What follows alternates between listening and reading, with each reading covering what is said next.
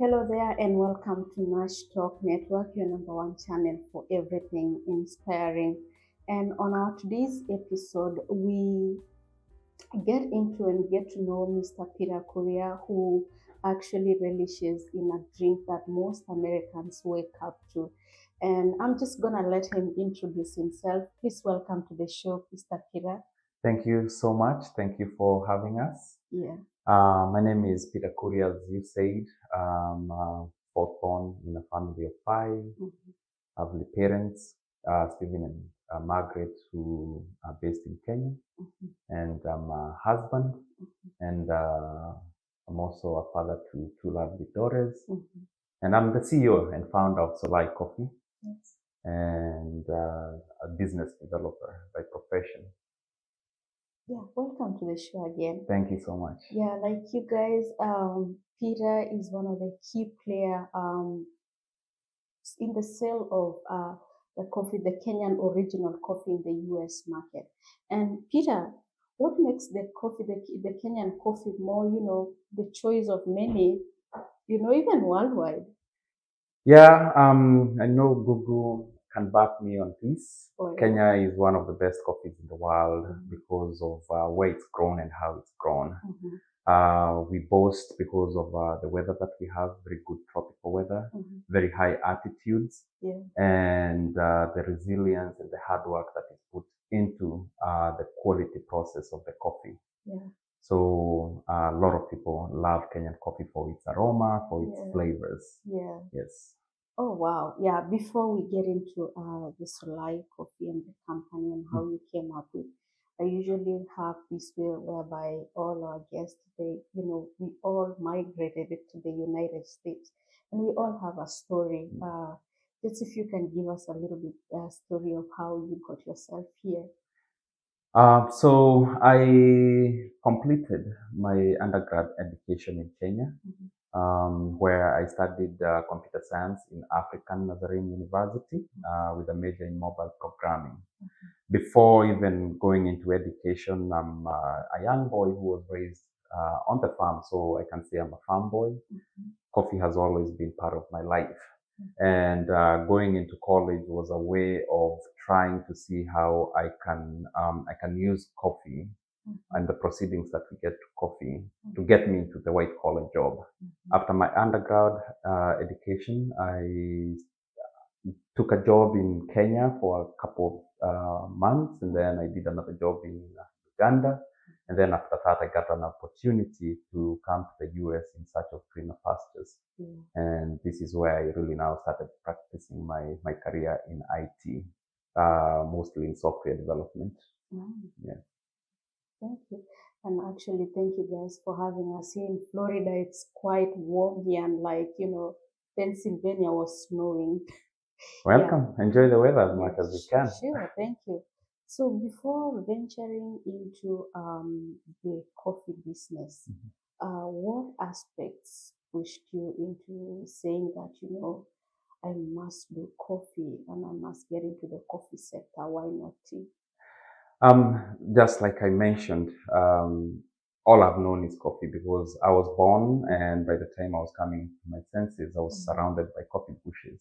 Yeah. And soon after, I came to realize that it was going to be my role and responsibility to help my parents cultivate this coffee because it was the breadwinner. Mhm. And they made it very clear that for anything nice that we wanted in life, other than the basic needs, we needed to help them in cultivation of this coffee. So growing up, I knew that um, coffee was engraved in me, but I didn't know what I would do beyond just the cultivation of it. Mhm. When I came to the US, I came to the realization of how much coffee was integrated into this culture and how much people were drinking coffee and how much they were willing to pay for it. Yeah. So when I looked at the price people were paying for the coffee and what us as the farmers were being compensated, I realized there was a very big, gap. Mhm. And then I just knew that I needed to do something because my dad's dream was one day to export coffee. It's getting to age. Mhm. And it didn't take me long to realize that I was my dad's dream. I didn't go into tea or any other product because I felt like coffee is the thing that I need the most. Yeah. Yes. So now let's get to Solai and what was the seed of inspiration towards the name Solai? And when year did you guys started it, and how far is it now? So when it comes to Solai as the brand name, I come from a small village, a very vibrant village in Nakuru County called Solai. And Solai means joy. When you look at the Maasai meaning of Solai, it's a place of many trees. So a place where people go to decompress, when they feel like they need to refill their soul. When you look at the English meaning, it's the goddess of joy. In India, it means a season of blossoming, like spring when flowers are coming up. So when I was researching and I was seeing all these meanings and the product that we have, which is coffee, and coffee brings joy. It sparks that joy in everybody's kitchen. So I was like, this is it. And then the next thing was to ask a few friends of mine from here in the United States and in Kenya, pronouncing it, especially here in the US, and they were able to roll their tongue to Solai, and I was like, this is it. And that's how we went with Solai as the brand name. Yes, to represent my village, very vibrant, joyful village. Yes. Sure. So take us deep into Solai. Just seen your, the whole stuff that you're doing, blending. Is it blending or the grinding and grinding? Yes. Yeah. So how did you learn all that? Like, because I don't think this one you did that in the village. You must have learned it somewhere. Yes. And what gives you all these kind of ideas? So I was actually surprised when I came to the US how much I knew about coffee. I was in the production side. This doesn't come as a surprise to, a lot of Kenyans, but it might surprise the rest of the world that as much as we produce one of the highest quality coffees, we only consume about 5% of it. So coffee is not engraved into our culture like Ethiopia, where they produce so much coffee, but they consume 50% of it. So with that being said, I wasn't raised drinking coffee and knowing of the process, the value addition process of post-harvest, dry milling, roasting, and grinding. We didn't know that. So we would drink coffee, but the coffees that we would find in the market. So I knew the production side of coffee, but the consumption side, I was a novice coming into the business. So I started surrounding myself with the people who are already in the industry, making friends with the roasters, making friends with baristas at the coffee shops, spending time with them, even going to the farmers market to help them. Like one of the people who inspired me a lot to start a business, they usually do a farmers market, and I would volunteer my time to go and help her serve the customers. And by doing that, I started learning this other consumption side of the coffee. So I picked up those skills of grinding. I'm not yet a good roaster, but I've been practicing. I have a sample roaster, and I do spend time with the roasters as they are roasting our coffee. Yes. Oh, that's good. So let's get to Solai and marketing Solai. I know we are in the United States. I mean, this is a big company, a big country, a first world country. It's very competitive out here.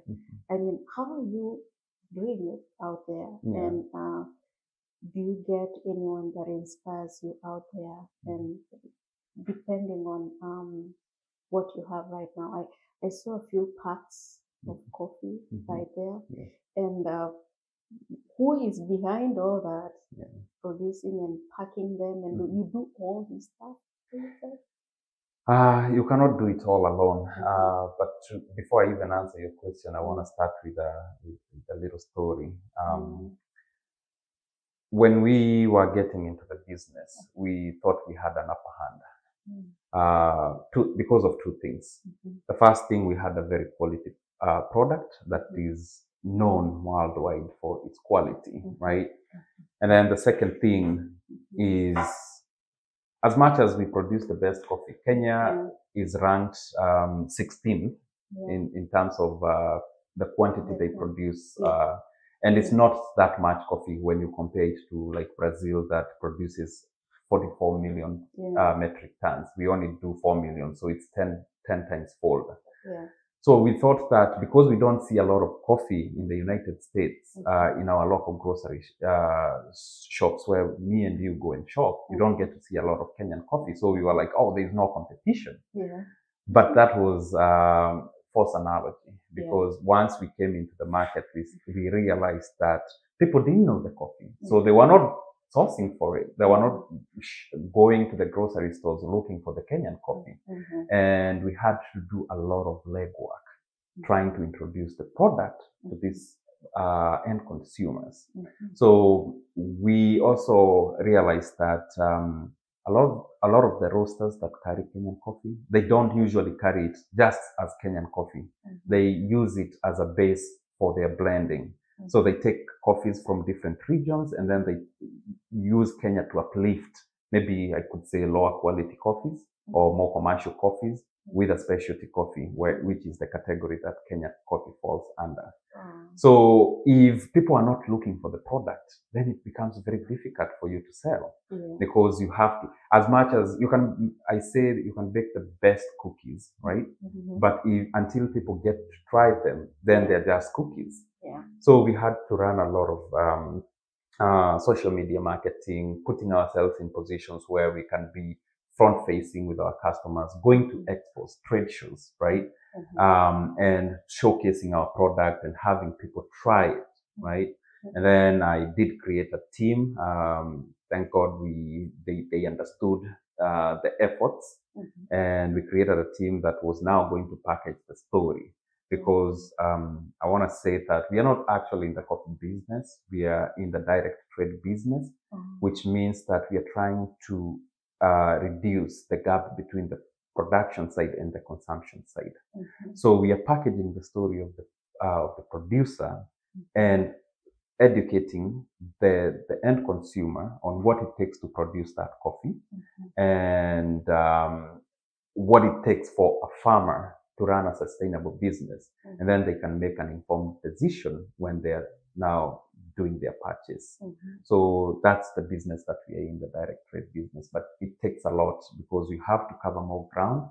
And there's a lot of competition, which I thought there was not going to be competition, because everybody's trying to sell coffee. Okay, let's get into our race, racism, and you're black and call America, is in the kind of restaurants that you get out there. I know it's a little bit hard for most entrepreneurs here. They always complain of the hardship that they face. Like sometimes you cannot be chosen because you are not true American. And even our language factor and everything. Did you ever face that when you started this business, or everything has ever been smooth for you? I can't say it was smooth, and at the same time, I came into the business without having that awareness, because I've always been black, right? So people ask me, how does it feel like being black? And I tell them, there's nothing else that I know. I've always been black. So what is there to? But you start realizing when you have to work twice as hard to be in the same space as other people who are not maybe your skin color, right? Or they're not immigrants, right? Things that I was not thinking were going to be hard, like applying grants, right? Like trying to buy trust. The first, I would say the first inception, when you're talking to somebody, they feel like you have to work a little bit harder to gain their trust, just because of your skin color or where you're coming from, which means you're spending more time to sell, right? But we have been resilient, and we do not take no as a way of discouragement. We take no as a means of let's work harder and represent the brand the way we are supposed to be and tell people that we are here. So if I get denied one grant, it doesn't mean that I'm going to stop. It just means that I'm going to work twice as hard to convince them to give me the grant. Because at the end of the day, we know the people that we are representing, who are the farmers, they're counting on us because they cannot do this themselves. Yeah. Oh, Yeah. Do you have any like challenges that you faced as Solai and you felt like probably this what has given you, like has taken you a few steps back? With every business, you have to Yeah. have challenges, and those challenges are the ones that make you stronger. I say running a business is all about managing your risks profitably, right? So for us, even penning down that, hey, we are establishing this company, it was already a risk. Because, you know, you have to start understanding how you're going to manage this business with parenting, with your daytime job. So the first challenge was, where am I going to get the time? And how you manage that is you start thinking of how you can juggle all those things without jeopardizing any of them, right? The second challenge was, of course, capital, right? So this is a capital intense business, because just by the product itself, it costs a lot of money to have that inventory. And then now when you're coming in with in a space where you have so many people who are selling coffee, because it's consumed by a lot of people. So you want to also have your clientele and be in a position to talk to them and educate them. So that means you're going to cover more ground. More ground means you need more capital for marketing, be it social media, be it those expos, be it even those events that we attend. The third challenge that I had was really trying to figure out what business I was in. Because when I was talking to my parents about starting the business, we all thought that we are going to be in the coffee business. And we were looking at Starbucks, just to use as an example, as a company that is in the coffee business and trying to see how they are selling the coffee. Only for us to come and learn that they are in the ambience business. They are not in the coffee business. They are creating spaces for people to come in, have their meetings, and then drink the coffee by accident, right? So for me, differentiating myself with any other commercial business that is putting coffee out there and understanding that I'm not actually in the coffee business, I am in the direct trade business, representing farmers, the voiceless, so that we make sure that our young people come back to the farms. Because if there's no money that is coming into the businesses, as much as our parents have held on to it, the young people are not willing to go back. So once I understood the business and I started packaging the story, I think that's how I started now, getting past that challenge. Yes. Let's get into the most challenging part about, and that's Kenya. And there's a controversy of coffee farmers and coffee farming in Kenya. And one of the things is that farmers and the local farmers, they are being underpaid. As I know you started Solai, but I'm pretty sure you're connected. You're exporting your coffee all the way from Kenya to the US. What difference are you guys gonna do as Solai?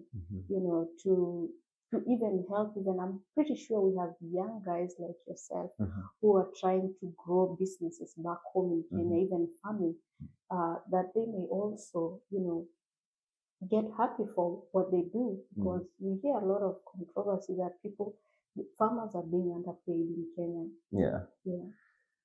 And it's very unfortunate, knowing how much it takes to produce coffee, and how much it has changed in terms of cost of production, and the price is not changing. So the farmers are working twice as hard. They're stressed,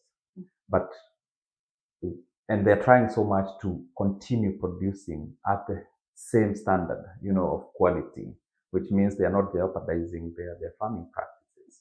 They are trying to work around global warming and climate change, new pests and diseases.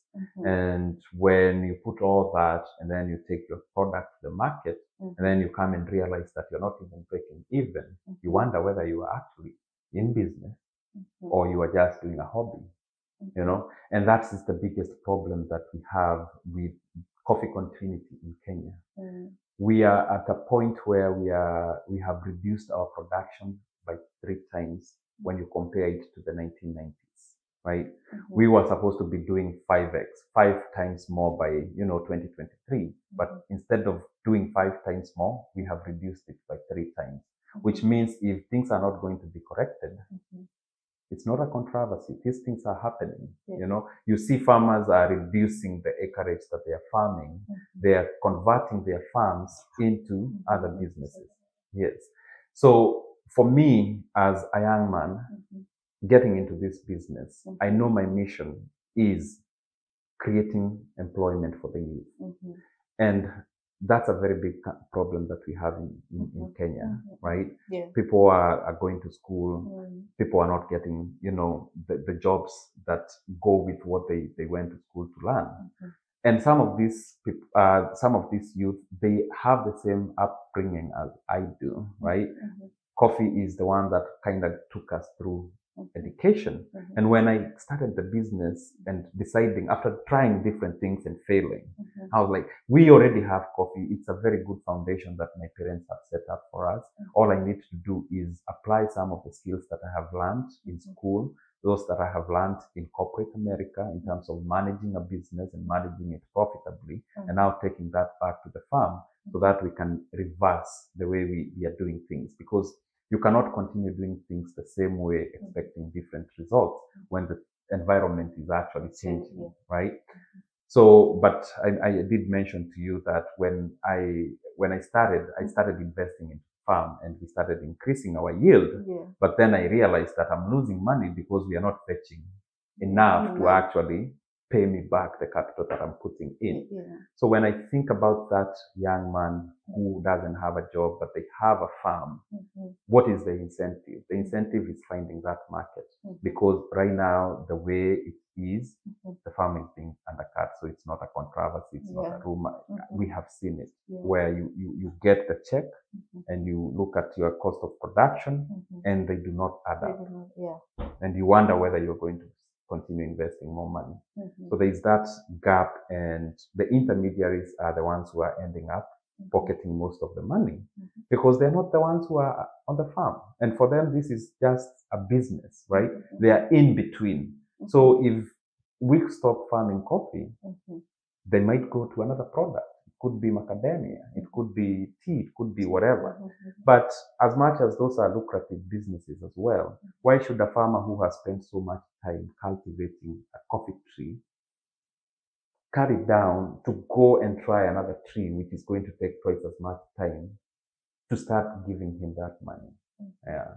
So we at Solai, we are focused completely on youth empowerment and with women empowerment, helping them understand, because these are the two groups that are used mostly on the farms, to help them understand that farming is a business, it's not a hobby. And actually now using the brand, trying to cover as much ground as we can to find that market so that we can have an incentive for these young people to come back to the farms. I think that was, we are headed to that question, that we have young people who will be watching us, watching this YouTube channel. And some of them might not even be coming from the coffee, from the coffee farms, those kind of, but they do other stuff. Even maybe probably they're here, they're in school. And, Kenya currently, we are having a problem in so many other industries. Industries are being closed. Do you have any idea, as a very creative young person, if you can inspire somebody somewhere, just to start? The problem is how we're gonna start it. Just inspire someone who might be in need of. First of all, it's not easy, and it will never be easy. It takes a lot of hard work, right? But the first step of everything is starting. Because if you don't start, you'll never start. And you can procrastinate, you can plan, you can do everything. We have a lot of resources around us, one of them being the internet, right? The internet has bridged a very big gap that we used to have earlier on. Like where I remember when I was younger, we didn't have exposure to the internet as much as we have today. And that's where you can go in and do your research. You can start vetting your ideas online, start looking at what other people are doing, like what we are doing at Solai. How are we marketing our coffee? What are we doing to get to that end consumer, right? So start looking at other people and try to look for opportunities to collaborate. The first thing, of course, is start research, right? And then not to be discouraged because of where you are, but visualize where you want to be and the things that you need to do to get you there. For us, this is completely daring abroad, I can say. I usually tell people it's a shame that a farmer has to represent themselves on this at the end of the business when there are people who have, they have the structure, they have the resources to run these businesses and market the coffee, get it to the end consumer, and allow the farmer to concentrate on the production side. So for me, I started on the production side, and then I realized there's nobody who is representing us on this other end of the business, right? So this young person I'm talking to, these people who feel like there is no hope. There is hope, because once you stop depending on other people and start thinking of how you can represent yourself, what can I do with what I have, then that's when the journey starts. We didn't start off easy. There's so many lessons that we have learned along the way. There's so many things that we have had to unlearn. We thought we knew, but we realized we did not know. We had to stop doing certain things and do them in a different way. So it's just trying to do what you can with what you have, just to get started.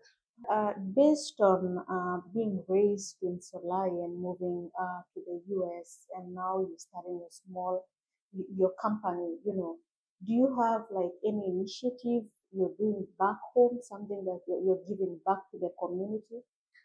Yes, definitely. One of the things that we have in the works and hoping that it's going to go live in this year, April, is an NGO that is going to help educate the youth and the women in coffee farming. The other thing that we are doing is just by, fetching that good price for the farmer and making sure that the farmer is compensated fairly. That means they are able to, to employ people, and that money trickles down to the community. On this other side, which is our second home, we have partnered with associations like 1 Million Cups, which brings entrepreneurs together to educate each other and network. We actually sponsor them with coffee every Wednesday. So the coffee that they drink actually comes from our village back in Kenya. We have also partnered with a church here in Orlando. To advance their message on fair trade and fair equitable value distribution for producers. And just recently we were running a campaign on education and finding a cure for Alzheimer's disease. So there's initiative started by an African American that is trying to address the knowledge gap in the minority community about Alzheimer's diseases and creating that awareness and fundraising to help in the research for finding a cure for Alzheimer's. So we participated in that. Yes. Sure. Thank you so much, Peter. Together with your family, and thank you for having us here today. And you guys have is it a YouTube channel or Twitter? Yes. Yeah, so Facebook, all our social medias are at Solai Coffee, with an exception of Instagram, which is at Solai Coffee LLC. So you can go and join our community. We say that we already have a farming community, which is the Solai, and we are trying to create another community on the consumption side. And this is also a platform that we can try to join hands, because I think the biggest struggle that we have had, just like I mentioned, is being very few of us doing what we are doing, right? It's not a competitive edge for us, and we don't usually use competition in what we do. We use collaboration because we are trying to collaborate with the different institutions, which would be the small business incubators. It could be farmers markets. Those are the communities that are collaborating with us to highlight the story of the farmer, to make people aware of what the farmers are going through. And this is not only unique to Kenya. Farmers are struggling the same way in Mexico, in Brazil. And until people started differentiating the commercialized coffee versus the coffee that, is benefiting the farmers so that they can remain in the business, it becomes very difficult. So the more we build the community, the easier it becomes for us to push the story of the farmer. And then once the consumer is educated, then they can make an informed decision when they're making their purchase. Good. Thank you. Thank you. So I'm just gonna say that thank you so much for having us, and to all our viewers right there, please go ahead and share this video. Click on it, share it on our Facebook at NTN YouTube channel. Please subscribe to our YouTube channel, and thank you so much.